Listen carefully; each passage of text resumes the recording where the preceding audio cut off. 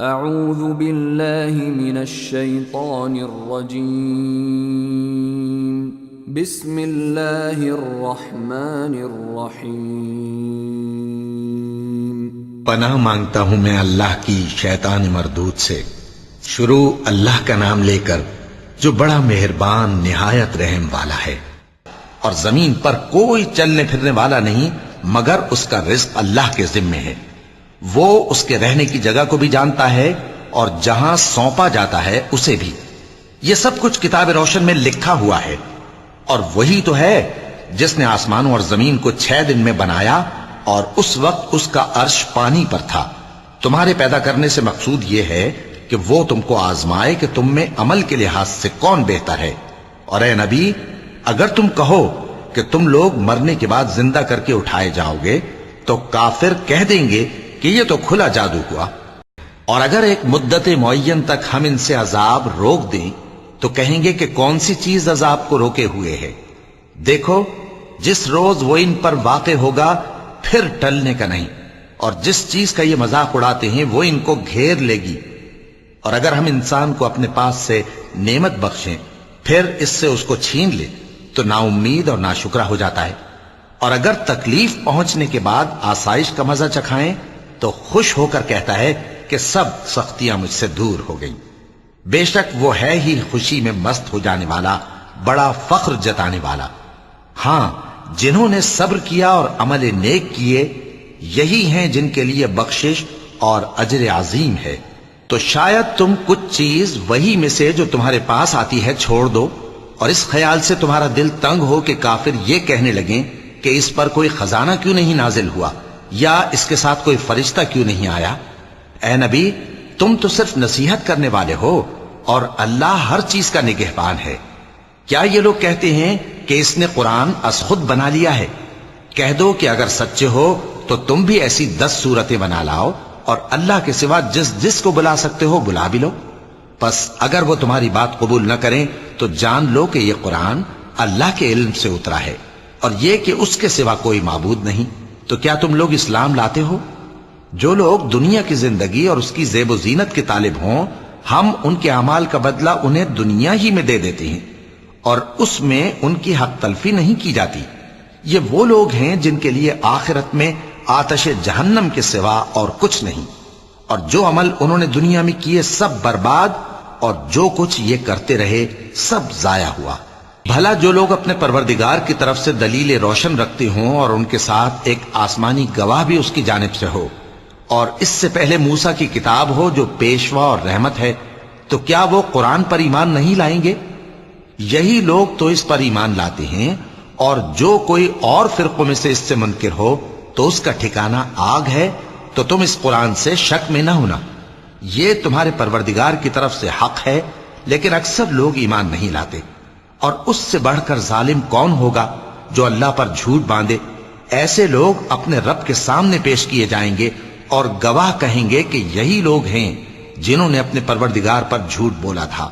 سن رکھو کہ ظالموں پر اللہ کی لعنت ہے، جو اللہ کے رستے سے روکتے اور اس میں کجی چاہتی ہیں، اور وہ آخرت کا بھی انکار کرتے ہیں۔ یہ لوگ زمین میں کہیں چھپ کر اللہ کو ہرا نہیں سکتے، اور نہ اللہ کے سوا کوئی ان کا حمایتی ہے۔ اے پیغمبر، ان کو دگنا عذاب دیا جائے گا، کیونکہ یہ شدت کفر سے تمہاری بات نہیں سن سکتے تھے اور نہ تم کو دیکھ سکتے تھے۔ یہی ہیں جنہوں نے اپنے آپ کو خسارے میں ڈالا، اور جو کچھ یہ افترا کیا کرتے تھے ان سے جاتا رہا۔ بلا شبہ یہ لوگ آخرت میں سب سے زیادہ نقصان پانے والے ہیں۔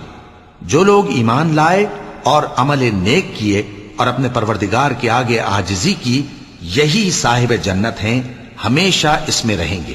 دونوں فریقوں یعنی کافر و مومن کی مثال ایسی ہے جیسے ایک اندھا بہرا ہو اور ایک دیکھتا سنتا۔ بھلا دونوں کا حال یکساں ہو سکتا ہے؟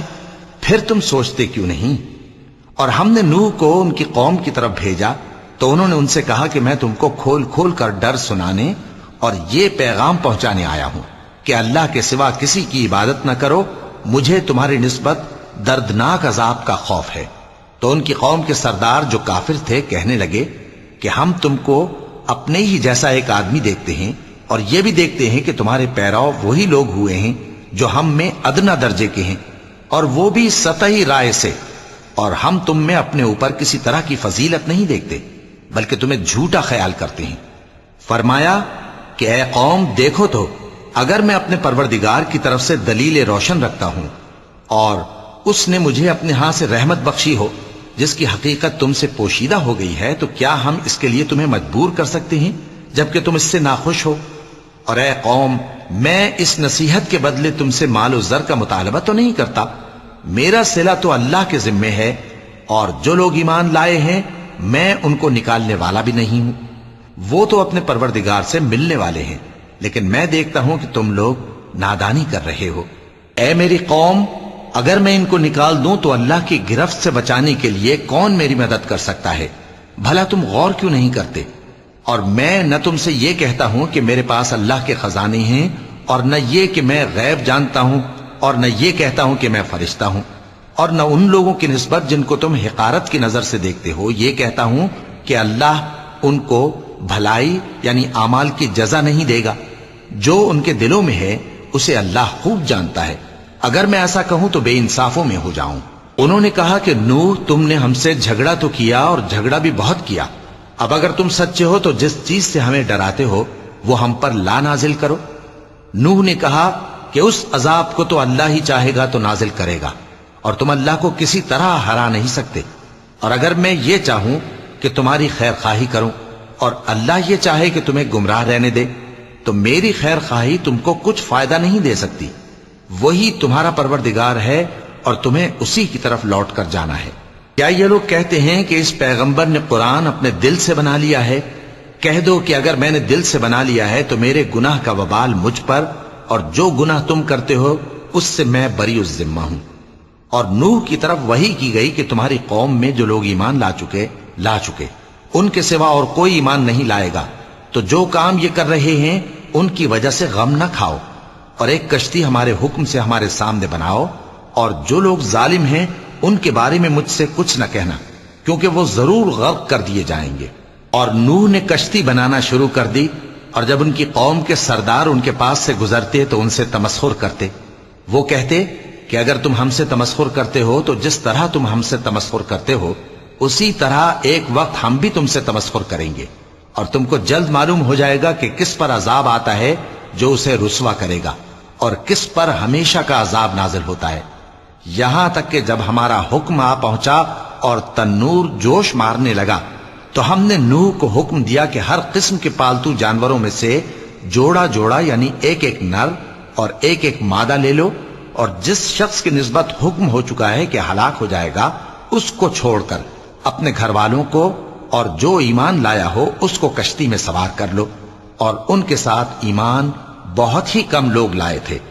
نوح نے کہا کہ اللہ کا نام لے کر کہ اسی کے کرم سے اس کا چلنا اور ٹھہرنا ہے، اس میں سوار ہو جاؤ، بے شک میرا پروردگار بخشنے والا ہے، مہربان ہے۔ اور وہ ان کو لے کر طوفان کی لہروں میں چلنے لگی۔ لہریں کیا تھیں؟ گویا پہاڑ تھے۔ اس وقت نوح نے اپنے بیٹے کو جو کشتی سے الگ تھا پکارا کہ بیٹا ہمارے ساتھ سوار ہو جا اور کافروں میں شامل نہ ہو۔ اس نے کہا کہ میں ابھی پہاڑ سے جا لگوں گا، وہ مجھے پانی سے بچا لے گا۔ فرمایا کہ آج اللہ کے عذاب سے کوئی بچانے والا نہیں اور نہ کوئی بچ سکتا ہے مگر وہی جس پر اللہ رحم کرے۔ اتنے میں دونوں کے درمیان لہر حائل ہو گئی اور وہ ڈوب کر رہ گیا، اور حکم دیا گیا کہ اے زمین اپنا پانی نگل جا، اور اے آسمان تھم جا، اور پانی خشک ہو گیا اور کام تمام کر دیا گیا، اور کشتی کوہ جودی پر جا ٹھہری، اور کہہ دیا گیا کہ بے انصاف لوگوں پر لعنت۔ اور نوح نے اپنے پروردگار کو پکارا اور کہا کہ پروردگار، میرا بیٹا بھی میرے گھر والوں میں ہے، تو اس کو بھی نجات دے، تیرا وعدہ سچا ہے اور تو بہترین حاکم ہے۔ اللہ نے فرمایا کہ اے نوح، وہ تیرے گھر والوں میں نہیں ہے، وہ تو سراسر بد عمل ہے، تو جس چیز کی تم کو حقیقت معلوم نہیں اس کے بارے میں مجھ سے درخواست ہی نہ کرو، اور میں تم کو نصیحت کرتا ہوں کہ نادان نہ بنو۔ نوح نے کہا پروردگار، میں تجھ سے پناہ مانگتا ہوں کہ ایسی چیز کی تجھ سے درخواست کروں جس کی حقیقت مجھے معلوم نہیں، اور اگر تو مجھے نہیں بخشے گا اور مجھ پر رحم نہیں فرمائے گا تو میں تباہ ہو جاؤں گا۔ हुक्म हुआ कि नूह हमारी तरफ से सलामती और बरकतों के साथ जो तुम पर और तुम्हारे साथ की जमातों पर नाजिल की गई हैं उतर आओ, और कुछ और जमातें होंगी जिनको हम दुनिया के फवायद से बहरामंद करेंगे, फिर उनको हमारी तरफ से अजाब अलीम पहुंचेगा। ये हालात गैब की खबरों में से हैं जो हम तुम्हारी तरफ भेजते हैं, और इससे पहले न तुम ही इनको जानते थे और न तुम्हारी कौम ही इनसे वाकिफ थी। तो सब्र करो कि अंजाम परहेजगारों ही का भला है। और हमने कौम आद की तरफ उनके भाई हूद को भेजा। उन्होंने कहा, ऐ मेरी कौम, अल्लाह ही की इबादत करो, उसके सिवा तुम्हारा कोई माबूद नहीं। तुम शिर्क करके अल्लाह पर महज बोहतान बांधते हो। मेरी कौम, मैं इस वाजो नसीहत का तुमसे कुछ सिला नहीं मांगता। मेरा सिला तो उसके जिम्मे है जिसने मुझे पैदा किया, भला तुम समझते क्यों नहीं? और ऐ कौम, अपने परवरदिगार से बख्शिश मांगो, फिर उसके आगे तौबा करो। वो तुम पर आसमान से मूसलाधार बारिश बरसाएगा और तुम्हारी ताकत पर ताकत बढ़ाएगा। और देखो, गुनाहगार बनकर रूगर्दानी न करो। वो बोले, हूद, तुम हमारे पास कोई दलील जाहिर नहीं लाए, और हम सिर्फ तुम्हारे कहने से न अपने माबूदों को छोड़ने वाले हैं और न तुम पर ईमान लाने वाले हैं। हम तो ये समझते हैं कि हमारे किसी माबूद ने तुम्हें तकलीफ पहुंचाकर दीवाना कर दिया है। उन्होंने कहा कि मैं अल्लाह को गवाह करता हूं और तुम भी गवाह रहो कि जिनको तुम अल्लाह का शरीक बनाते हो मैं उनसे बेजार हूं। यानी जिनकी अल्लाह के सिवा इबादत करते हो, तो तुम सब मिलकर मेरे बारे में जो तदबीर करनी चाहो कर लो और मुझे मोहलत न दो। मैं अल्लाह पर, जो मेरा और तुम्हारा सबका परवरदिगार है, भरोसा रखता हूं। जमीन पर जो चलने फिरने वाला है वो अल्लाह के कब्ज़े कुदरत में है। बेशक मेरा परवरदिगार सीधे रस्ते पर है। अब अगर तुम रूगर्दानी करोगे तो जो पैगाम मेरे जरिए तुम्हारी तरफ भेजा गया है वो मैंने तुम्हें पहुंचा दिया है, और मेरा परवरदिगार तुम्हारी जगह और लोगों को ला बसाएगा, और तुम अल्लाह का कुछ भी नहीं बिगाड़ सकोगे। मेरा परवरदिगार तो हर चीज पर निगहबान है। और जब हमारा हुक्म अजाब आ पहुंचा तो हमने हूद को और जो लोग उनके साथ ईमान लाए थे उनको अपनी मेहरबानी से बचा लिया और उन्हें अजाब शदीद से नजात दी।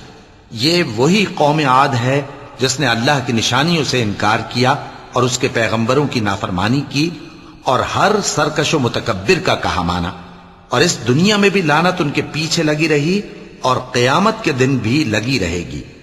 देखो, कौम आद ने अपने परवरदिगार से कुफ्र किया, और सुन रखो, कौम आद पर फिटकार है जो हूद की कौम थी।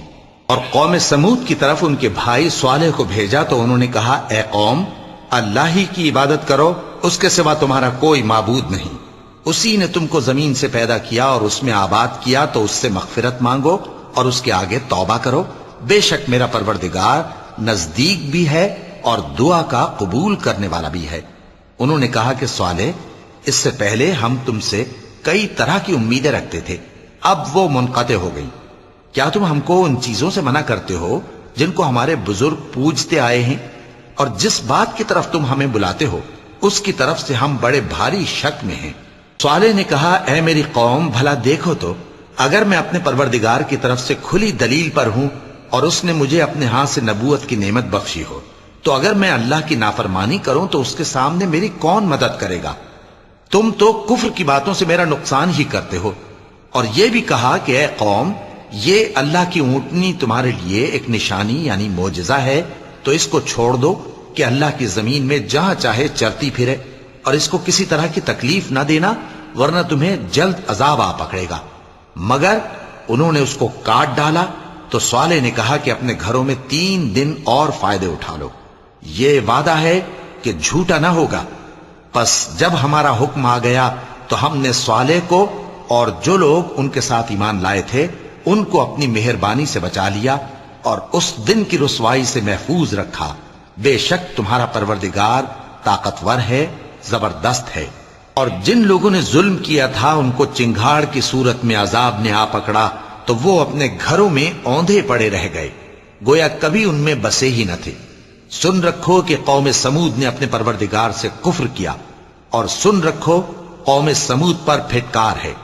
और हमारे फरिश्ते इब्राहिम के पास बिशारत लेकर आए तो सलाम कहा, उन्होंने भी जवाब में सलाम कहा।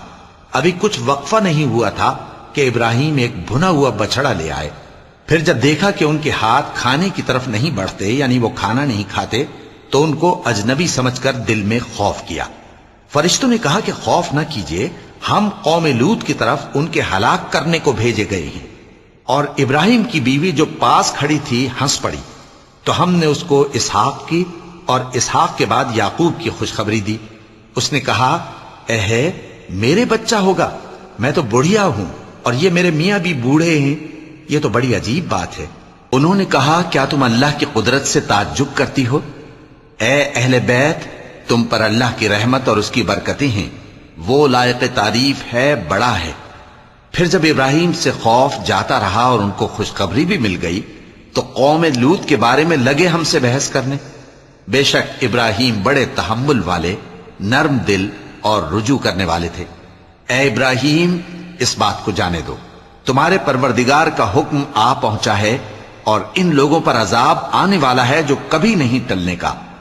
اور جب ہمارے فرشتے لوط کے پاس آئے تو وہ ان کے آنے سے غمناک اور تنگ دل ہوئے اور کہنے لگے کہ آج کا دن بڑی مشکل کا دن ہے۔ اور لوط کی قوم کے لوگ ان کے پاس بے تحاشا دوڑتے ہوئے آئے، اور یہ لوگ پہلے ہی سے انتہائی بیہودہ حرکتیں کیا کرتے تھے۔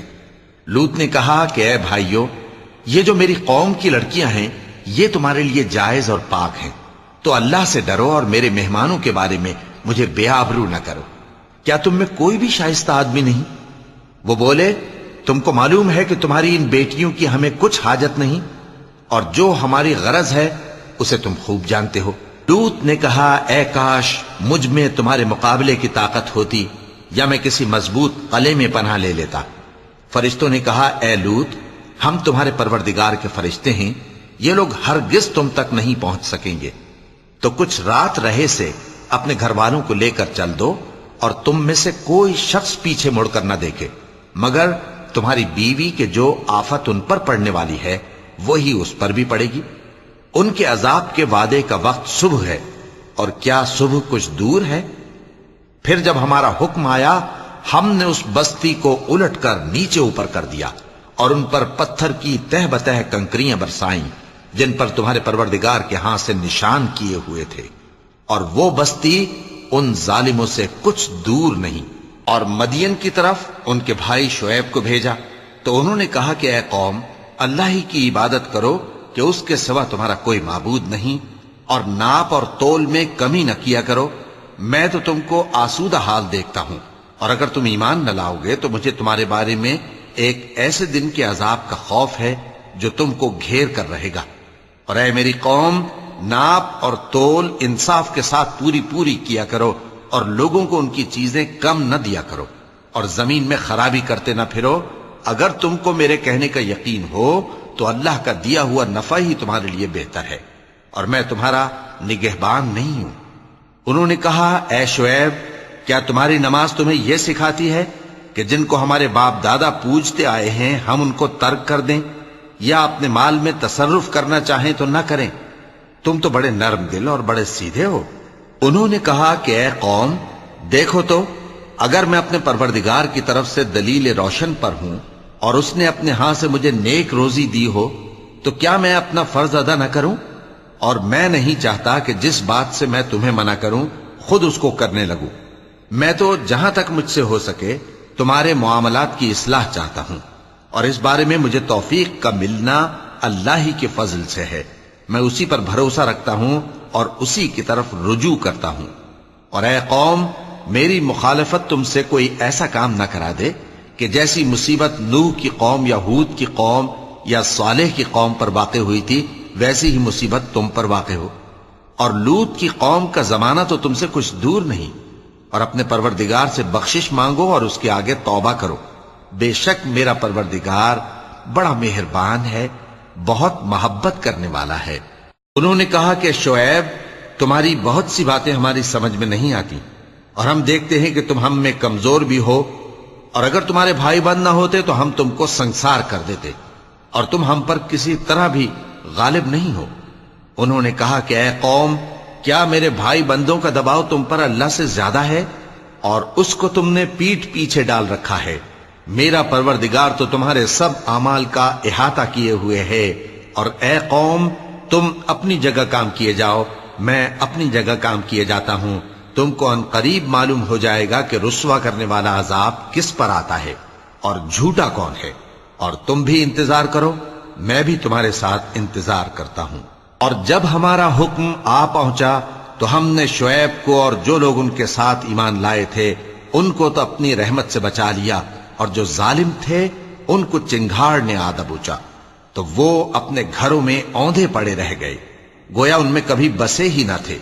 سن رکھو کہ مدین پر ویسی ہی پھٹکار ہے جیسی سمود پر پھٹکار تھی، اور ہم نے موسیٰ کو اپنی نشانیاں اور دلیل روشن دے کر بھیجا فرعون اور اس کے سرداروں کی طرف، تو وہ فرعون ہی کے حکم پر چلتے رہے، حالانکہ فرعون کا حکم درست نہیں تھا۔ وہ قیامت کے دن اپنی قوم کے آگے آگے چلے گا، پھر ان کو دوزخ میں جا اتارے گا، اور جس مقام پر وہ اتارے جائیں گے وہ برا ہے۔ اور اس جہان میں بھی لعنت ان کے پیچھے لگا دی گئی، اور قیامت کے دن بھی پیچھے لگی رہے گی، جو انعام ان کو ملا ہے برا ہے۔ یہ پرانی بستیوں کے تھوڑے سے حالات ہیں جو ہم تم سے بیان کرتے ہیں، ان میں سے بعض تو باقی ہیں اور بعض تہس نہس ہو گئیں، اور ہم نے ان لوگوں پر ظلم نہیں کیا بلکہ انہوں نے خود اپنے اوپر ظلم کیا۔ غرض جب تمہارے پروردگار کا حکم آ پہنچا تو جن معبودوں کو وہ اللہ کے سوا پکارا کرتے تھے وہ ان کے کچھ بھی کام نہ آئے، اور بربادی کے سوا انہیں اور کچھ نہ دے سکے۔ اور تمہارا پروردگار جب نافرمان بستیوں کو پکڑا کرتا ہے تو اس کی پکڑ اسی طرح کی ہوتی ہے، بے شک اس کی پکڑ دکھ دینے والی سخت ہے۔ ان قصوں میں اس شخص کے لیے جو عذاب آخرت سے ڈرے عبرت ہے۔ یہ وہ دن ہوگا جس میں سب اکٹھے کیے جائیں گے، اور یہی وہ دن ہوگا جس میں سب اللہ کے روبرو حاضر کیے جائیں گے، اور ہم اس کے لانے میں ایک وقت معین تک تاخیر کر رہے ہیں۔ جس روز وہ آ جائے گا تو کوئی شخص اللہ کے حکم کے بغیر بول بھی نہیں سکے گا۔ پھر ان میں سے کچھ بدبخت ہوں گے اور کچھ نیک بخت، تو جو بدبخت ہوں گے وہ دوزخ میں ڈال دیے جائیں گے، اس میں ان کو چلانا اور دھاڑنا ہوگا۔ جب تک آسمان و زمین ہیں وہ اسی میں رہیں گے مگر جتنا تمہارا پروردگار چاہے، بے شک تمہارا پروردگار جو چاہتا ہے کر دیتا ہے۔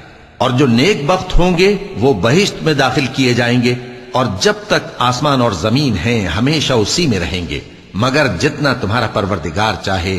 یہ اللہ کی بخشش ہے جو کبھی منقطع نہیں ہوگی۔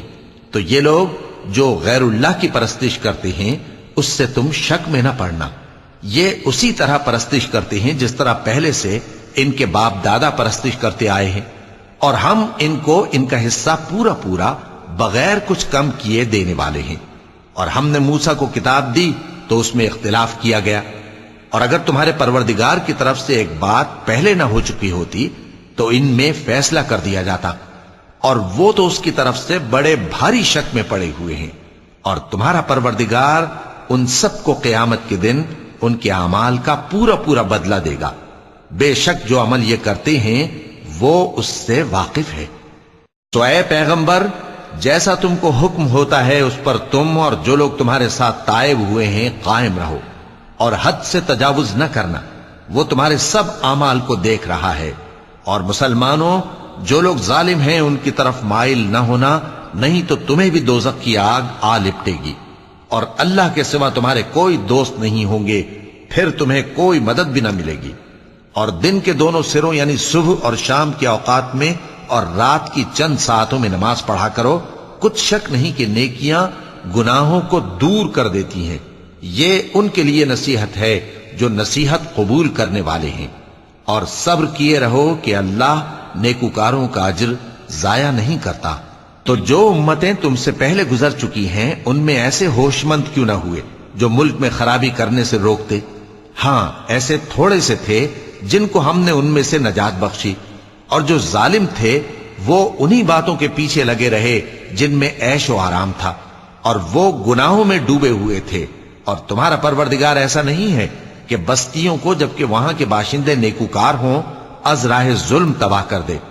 اور اگر تمہارا پروردگار چاہتا تو تمام لوگوں کو ایک ہی جماعت کر دیتا، اور وہ برابر اختلاف کرتے رہیں گے، مگر جن پر تمہارا پروردگار رحم فرمائے۔ اور اسی لیے اس نے ان کو پیدا کیا ہے اور تمہارے پروردگار کا قول پورا ہو گیا کہ میں دوزخ کو جنوں اور انسانوں سب سے بھر دوں گا۔ اور اے نبی اور پیغمبروں کے وہ سب حالات جو ہم تم سے بیان کرتے ہیں ان سے ہم تمہارے دل کو جمائے رکھتے ہیں، اور ان حالات میں تمہارے پاس حق پہنچ گیا، اور یہ مومنوں کے لیے نصیحت اور عبرت ہے۔ اور جو لوگ ایمان نہیں لائے ان سے کہہ دو کہ تم اپنی جگہ عمل کیے جاؤ، ہم اپنی جگہ عمل کیے جاتے ہیں، اور نتیجہ اعمال کا تم بھی انتظار کرو، ہم بھی انتظار کرتے ہیں۔ اور آسمانوں اور زمین کی چھپی چیزوں کا علم اللہ ہی کو ہے، اور تمام معاملات اسی کی طرف رجوع کیے جائیں گے، تو اسی کی عبادت کرو اور اسی پر بھروسہ رکھو۔ اور جو کچھ تم لوگ کر رہے ہو تمہارا پروردگار اس سے بے خبر نہیں۔ شروع اللہ کا نام لے کر جو بڑا مہربان نہایت رحم والا ہے۔ الف لام را، یہ کتاب روشن کی آیتیں ہیں، ہم نے اس قرآن کو عربی میں نازل کیا ہے تاکہ تم لوگ سمجھ سکو۔ اے پیغمبر، ہم اس قرآن کے ذریعے سے جو ہم نے تمہاری طرف بھیجا ہے تمہیں ایک نہایت اچھا قصہ سناتے ہیں، اور تم اس سے پہلے بے خبر تھے۔ جب یوسف نے اپنے والد سے کہا کہ ابا، میں نے خواب میں 11 ستاروں اور سورج اور چاند کو دیکھا ہے، دیکھتا کیا ہوں کہ وہ مجھے سجدہ کر رہے ہیں۔ انہوں نے کہا کہ بیٹا، اپنے خواب کا ذکر اپنے بھائیوں سے نہ کرنا، نہیں تو وہ تمہارے حق میں کوئی چال چلیں گے۔ کچھ شک نہیں کہ شیطان انسان کا کھلا دشمن ہے، اور اسی طرح اللہ تمہیں برگزیدہ و ممتاز کرے گا اور خواب کی باتوں کی تعبیر کا علم سکھائے گا۔ اور جس طرح اس نے اپنی نعمت پہلے تمہارے دادا پر دادا ابراہیم اور اسحاق پر پوری کی تھی، اسی طرح تم پر اور اولاد یعقوب پر پوری کرے گا۔ بے شک تمہارا پروردگار سب کچھ جاننے والا ہے، حکمت والا ہے۔ ہاں، یوسف اور ان کے بھائیوں کے قصے میں پوچھنے والوں کے لیے بہت سی نشانیاں ہیں۔ جب انہوں نے آپس میں تذکرہ کیا کہ یوسف اور اس کا بھائی ابا کو ہم سے زیادہ پیارے ہیں، حالانکہ ہم جماعت کی جماعت ہیں، کچھ شک نہیں کہ ابا کھلی غلطی پر ہیں۔ یوسف کو یا تو جان سے مار ڈالو یا کسی ملک میں پھینک آؤ، پھر ابا کی توجہ صرف تمہاری طرف ہو جائے گی، اور اس کے بعد تم نیک لوگوں میں ہو جاؤ گے۔ ان میں سے ایک کہنے والے نے کہا کہ یوسف کو جان سے نہ مارو، کسی اندھے کنویں میں ڈال دو کہ کوئی راہگیر اسے نکال کر کسی دوسرے ملک میں لے جائے گا۔ اگر تم کو کرنا ہی ہے تو یوں کرو۔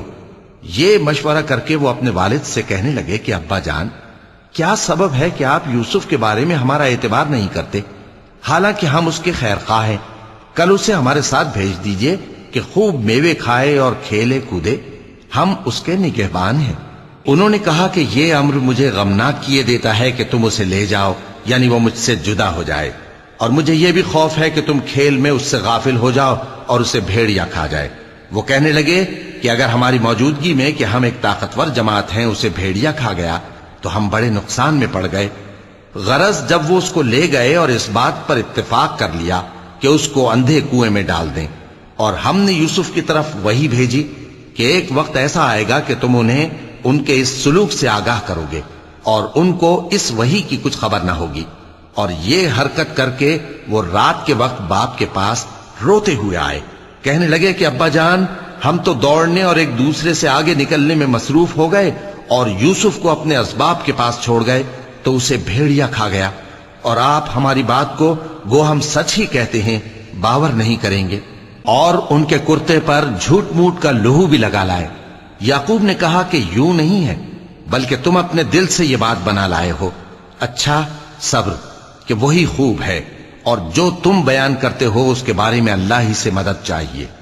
اور اب اللہ کی شان دیکھو کہ اس کنویں کے قریب ایک قافلہ آوارد ہوا اور انہوں نے پانی کے لیے اپنا سقا بھیجا، تو اس نے کنویں میں ڈول لٹکایا، یوسف اس سے لٹک گئے۔ وہ بولا، زہے قسمت، یہ تو ایک لڑکا ہے، اور اس کو قیمتی سرمایہ سمجھ کر چھپا لیا۔ اور جو کچھ وہ کرتے تھے اللہ کو خوب معلوم تھا، اور انہوں نے اس کو تھوڑی سی قیمت یعنی معدود چند درہموں پر بیچ ڈالا، اور وہ اس سے بیزار ہو رہے تھے۔ اور مصر میں جس شخص نے اس کو خریدا، اس نے اپنی بیوی سے جس کا نام زلیخا تھا کہا کہ اس کو عزت و اکرام سے رکھو، عجب نہیں کہ یہ ہمیں فائدہ دے یا ہم اسے بیٹا بنا لیں۔ اس طرح ہم نے یوسف کو سرزمین مصر میں جگہ دی، اور غرض یہ تھی کہ ہم ان کو خواب کی باتوں کی تعبیر سکھائیں اور اللہ اپنے کام پر غالب ہے لیکن اکثر لوگ نہیں جانتے۔ اور جب وہ اپنی جوانی کو پہنچے تو ہم نے ان کو دانائی اور علم عطا کیا، اور نیکوکاروں کو ہم اسی طرح بدلہ دیا کرتے ہیں۔ اور جس عورت کے گھر میں وہ رہتے تھے اس نے ان کو اپنی طرف مائل کرنا چاہا اور دروازے بند کر کے کہنے لگی، یوسف جلدی آؤ۔ انہوں نے کہا کہ اللہ پناہ میں رکھے، وہ یعنی تمہارے میاں تو میرے آقا ہیں، انہوں نے مجھے اچھی طرح سے رکھا ہے، میں ایسا ظلم نہیں کر سکتا، بے شک ظالم لوگ فلاح نہیں پائیں گے۔ اور اس عورت نے ان کا قصد کیا اور انہوں نے اس کا قصد کیا۔ اگر وہ اپنے پروردگار کی نشانی نہ دیکھتے تو جو ہوتا سو ہوتا۔ یوں اس لیے کیا گیا کہ ہم ان سے برائی اور بے حیائی کو روک دیں، بے شک وہ ہمارے چنے ہوئے بندوں میں سے تھے۔ اور دونوں دروازے کی طرف بھاگے، آگے یوسف پیچھے زلیخا، اور عورت نے ان کا کرتا پیچھے سے پکڑ کر جو کھینچا تو پھاڑ ڈالا، اور دونوں کو دروازے کے پاس عورت کا خاوند مل گیا۔ تو عورت بولی کہ جو شخص تمہاری بیوی کے ساتھ برا ارادہ کرے اس کی اس کے سوا کیا سزا ہے کہ یا تو قید کیا جائے یا اسے دکھ کا عذاب دیا جائے۔ یوسف نے کہا، اسی نے مجھ کو اپنی طرف مائل کرنا چاہا تھا۔ اور اس کے خاندان میں سے ایک گواہ نے گواہی دی کہ اگر اس کا کرتا آگے سے پھٹا ہو تو یہ سچی اور یوسف جھوٹا ہے، اور اگر کرتا پیچھے سے پھٹا ہو تو یہ جھوٹی اور وہ سچا ہے۔ سو جب اس کا کرتا دیکھا تو پیچھے سے پھٹا تھا، تب اس نے زلیخا سے کہا کہ یہ تمہارا ہی فریب ہے، اور کچھ شک نہیں کہ تم عورتوں کے فریب بڑے بھاری ہوتے ہیں۔ یوسف اس بات کا خیال نہ کر، اور زلیخا تو اپنے گناہ کی بخشش مانگ، بے شک خطا تیری ہی ہے۔ اور شہر میں عورتیں گفتگویں کرنے لگیں کہ عزیز کی بیوی اپنے غلام کو اپنی طرف مائل کرنا چاہتی ہے اور اس کی محبت اس کے دل میں گھر کر گئی ہے، ہم دیکھتی ہیں کہ وہ کھلی گمراہی میں ہے۔ پھر جب زلیخا نے ان عورتوں کی گفتگو جو حقیقت میں دیدار یوسف کے لیے ایک چال تھی سنی تو ان کے پاس دعوت کا پیغام بھیجا اور ان کے لیے ایک محفل مرتب کی، اور پھل تراشنے کے لیے ہر ایک کو ایک ایک چھری دی، اور یوسف سے کہا کہ ان کے سامنے آؤ۔ جب عورتوں نے ان کو دیکھا تو ان کا روب حسن ان پر ایسا چھا گیا کہ پھل تراشتے تراشتے اپنے ہاتھ کاٹ لیے، اور بے ساختہ بول اٹھیں کہ اللہ پاک ہے، یہ آدمی نہیں، یہ تو کوئی بزرگ فرشتہ ہے۔ زلیخا نے کہا، تو یہ وہی ہے جس کے بارے میں تم مجھے تانے دیتی تھیں، اور بے شک میں نے اس کو اپنی طرف مائل کرنا چاہا مگر یہ بچا رہا، اور اگر یہ وہ کام نہ کرے گا جو میں اسے کہتی ہوں تو قید کر دیا جائے گا اور ذلیل ہوگا۔ یوسف نے دعا کی کہ پروردگار، جس کام کی طرف یہ مجھے بلاتی ہیں اس کی نسبت مجھے قید پسند ہے، اور اگر تو مجھ سے ان کے فریب کو نہ ہٹائے گا تو میں ان کی طرف مائل ہو جاؤں گا اور نادانوں میں سے ہو جاؤں گا۔ پس ان کے رب نے ان کی دعا قبول کر لی اور ان سے عورتوں کا داؤں ٹال دیا، بے شک وہی تو سننے والا ہے، جاننے والا ہے۔ پھر باوجود اس کے کہ وہ لوگ ان کی بے گناہی کے نشان دیکھ چکے تھے، ان کی رائے یہی ٹھہری کہ کچھ عرصے کے لیے ان کو قید ہی کر دیں، اور ان کے ساتھ دو اور جوان بھی داخل زندہ ہوئے۔ ایک نے ان میں سے کہا کہ میں نے خواب دیکھا ہے، دیکھتا کیا ہوں کہ شراب کے لیے انگور نچوڑ رہا ہوں۔ دوسرے نے کہا کہ میں نے بھی خواب دیکھا ہے، میں یہ دیکھتا ہوں کہ اپنے سر پر روٹیاں اٹھائے ہوئے ہوں اور پرندے ان میں سے کھا رہے ہیں، تو ہمیں ان کی تعبیر بتا دیجئے کہ ہم تمہیں نیکوکار دیکھتے ہیں۔ یوسف نے کہا کہ جو کھانا تم کو ملنے والا ہے وہ آنے نہیں پائے گا کہ میں اس سے پہلے تم کو اس کی تعبیر بتا دوں گا۔ یہ ان باتوں میں سے ہے جو میرے پروردگار نے مجھے سکھائی ہیں۔ جو لوگ اللہ پر ایمان نہیں لاتے اور آخرت کا انکار کرتے ہیں، میں نے ان کا مذہب چھوڑ دیا ہے، اور میں اپنے باپ دادا ابراہیم اور اسحاق اور یعقوب کے مذہب پر چلتا ہوں۔ ہمیں شایع نہیں ہے کہ کسی چیز کو اللہ کے ساتھ شریک بنائیں، یہ اللہ کا فضل ہے ہم پر بھی اور لوگوں پر بھی، لیکن اکثر لوگ شکر نہیں کرتے۔ اے میرے قید خانے کے رفیقو، بھلا کئی جدا جدا آقا اچھے یا اللہ جو اکیلا ہے سب پر غالب ہے؟ جن چیزوں کی تم اللہ کے سوا پرستش کرتے ہو وہ صرف نام ہی نام ہیں جو تم نے اور تمہارے باپ دادا نے رکھ لیے ہیں، اللہ نے ان کی کوئی سند نازل نہیں کی۔ سن رکھو کہ اللہ کے سوا کسی کی حکومت نہیں ہے، اس نے ارشاد فرمایا ہے کہ اس کے سوا کسی کی عبادت نہ کرو، یہی سیدھا دین ہے۔ لیکن اکثر لوگ نہیں جانتے۔ اے میرے قید خانے کے رفیقو، تم میں سے ایک جو پہلا خواب بیان کرنے والا ہے وہ تو اپنے آقا کو شراب پلایا کرے گا، اور جو دوسرا ہے وہ سولی دیا جائے گا، اور پرندے اس کا سر نوچ کھائیں گے۔ جو بات تم مجھ سے پوچھتے تھے وہ فیصل ہو چکی ہے۔ اور ان دونوں میں سے جس کی نسبت یوسف نے خیال کیا کہ وہ رہائی پا جائے گا، اس سے کہا کہ اپنے آقا سے میرا ذکر بھی کر دینا۔ پھر شیطان نے اسے ان کا اپنے آقا سے ذکر کرنا بھلا دیا، اور یوسف کئی برس قید خانے ہی میں رہے۔ اور بادشاہ نے کہا کہ میں نے خواب دیکھا ہے، دیکھتا کیا ہوں کہ 7 موٹی گائیں ہیں جن کو 7 دبلی گائیں کھا رہی ہیں، اور 7 خوشے سبز ہیں اور 7 خشک۔ اے درباریو، اگر تم خوابوں کی تعبیر دے سکتے ہو تو مجھے میرے خواب کی تعبیر بتاؤ۔ انہوں نے کہا، یہ خواب تو پریشان خیالی سے ہیں، اور ہمیں ایسے خوابوں کی تعبیر نہیں آتی۔ اور وہ شخص جو دونوں قیدیوں میں سے رہائی پا گیا تھا اور جسے مدت کے بعد وہ بات یاد آ گئی، بول اٹھا کہ میں آپ کو اس کی تعبیر لا بتاتا ہوں، مجھے قید خانے جانے کی اجازت دیجیے۔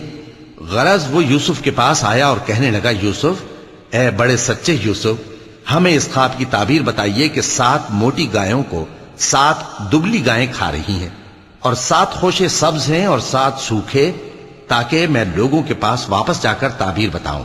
عجب نہیں کہ وہ تمہاری قدر جانے۔ انہوں نے کہا کہ تم لوگ 7 سال متواتر کھیتی کرتے رہو گے، تو جو غلہ کاٹو تو تھوڑے سے غلے کے سوا جو کھانے میں آئے باقی کو خوشوں میں ہی رہنے دینا۔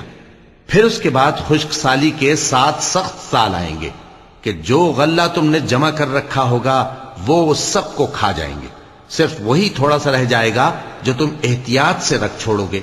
پھر اس کے بعد ایک ایسا سال آئے گا کہ خوب مے برسے گا اور لوگ اس میں رس نچوڑیں گے۔ اور یہ تعبیر سن کر بادشاہ نے حکم دیا کہ یوسف کو میرے پاس لے آؤ۔ سو جب قاصد ان کے پاس گیا تو انہوں نے کہا کہ اپنے آقا کے پاس واپس جاؤ اور اس سے پوچھو کہ ان عورتوں کا کیا حال ہے جنہوں نے اپنے ہاتھ کاٹ لیے تھے، بے شک میرا پروردگار ان کے فریب سے خوب واقف ہے۔ بادشاہ نے عورتوں سے پوچھا کہ تمہارا کیا قصہ تھا جب تم نے یوسف کو اپنی طرف مائل کرنا چاہا؟ سب بول اٹھیں کہ اللہ پاک ہے، ہم نے اس میں کوئی برائی معلوم نہیں کی۔ عزیز کی بیوی نے کہا، اب سچی بات تو ظاہر ہو ہی گئی ہے، اصل یہ ہے کہ میں نے اس کو اپنی طرف مائل کرنا چاہا تھا اور وہ بے شک سچا ہے۔ یوسف نے کہا کہ میں نے یہ بات اس لیے پوچھی ہے کہ عزیز کو یقین ہو جائے کہ میں نے اس کی پیٹھ پیچھے اس کی امانت میں خیانت نہیں کی، اور اللہ خیانت کرنے والوں کی چال کو چلنے نہیں دیتا۔